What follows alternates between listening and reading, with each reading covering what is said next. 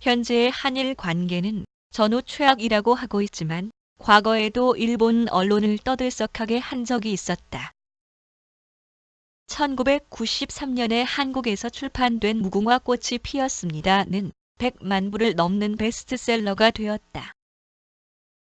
7월 10일 후지 TVFNN가 독자적으로 입수한 일본 정부 자료에서 한국이 최근 4년간의 전략 물자의 동남아, 중국, 중동 등으로 밀수출이 156건 있었다고 보도했다.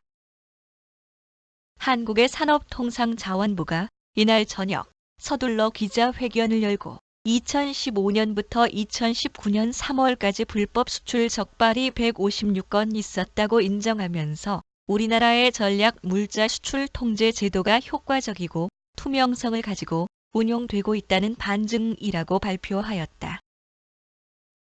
4일 일본 정부가 발동한 반도체 재료의 한국 수출 규제 대상 상품목 플루오링 폴리이미드, 반도체 기판 제작 때 쓰는 감광제인 리지스트, 반도체 세정에 사용하는 에칭가스, 고순도 불화수소다.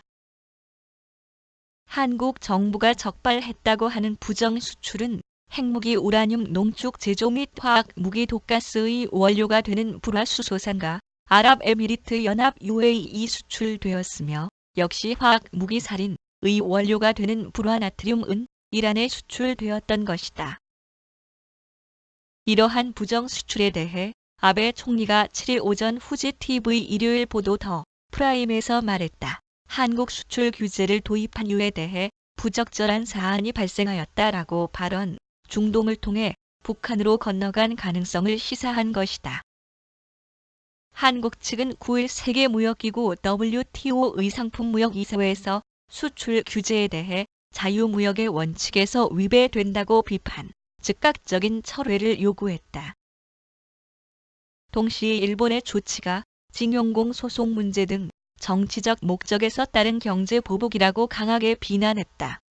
한편 일본 측은 금지가 아니라 안보의 관리를 위해 지금까지 단순화했던 절차를 중국, 대만 수준에 일반적으로 돌렸을 뿐이라고 설명했다.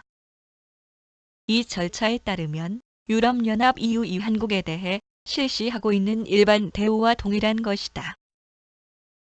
또한 한국 측이 지난 3년간 무역관리 문제에 대해 실무당국자에 의한 재협의를 갖고 싶다는 일본 측의 요청에 응하지 않았던 것도 사실이다. 이러한 사정으로 인해 국내 반도체 업체인 삼성전자, SK하이닉스, LG디스플레이 등이 금수 조치로 인해 막대한 피해를 입는 것은 불가피해 보이면서 10일 오전 문 대통령이 청와대에 재벌 총수를 긴급 소집해 정부에 협조를 요청했지만 재벌들의 반응은 싸늘했다고 한다.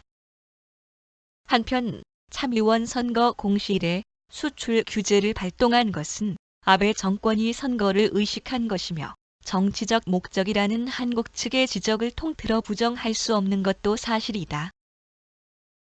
위기감을 느낀 문 정권의 강경화 외교장관이 10일 밤 미동부 시간 이날 오전 마이크 폼페이오 국무장관과 전화회담하고 일본의 수출 규제 강화에 대한 우려를 전달하고 동시에 한미일 협력의 측면에서 바람직하지 않다고 말했다. 사실상 미국 측에 대일 관계 개선의 중재를 요구한 것이다. 하지만 일본이 수출 규제 강화를 단행한 배경에는 선거 등 눈앞의 정치적 이익을 노린 것이 아니라 문 정권에 대해 일본과의 관계들의 근간을 바꾸도록 강요하는 아베 총리의 결단이 있다고 봐야 한다. 총리의 한일 신뢰가 심각하게 손상됐다. 발언에는 다음과 같은 인식인 것이다. 1. 한국 측이 2015년 12월 일방적으로 오바마 전 정부가 중재한 최종적이고 돌이킬 수 없는 위안부 문제 한일 합의를 휴지 조각으로 만든 것. 이 전후의 양국 관계를 규정한 1965년 한일 청구권 협정으로 완전히 그리고 최종적으로 해결됐다라고 기록되어 있으며 전징용 공에 대한 보상이 필요하다면 한국 정부가 해결해야 할 것이라는 것이다. 요점은 아베 총리는 문 정권의 반일 자세에 따라서 정치적 판단이었던 것이다. 한편 경기 저하와 지지율 하락에 직면한 문 대통령은 지금 내일 저자세에 대한 국민들로부터의 지탄만은 피하고 싶을 것이다.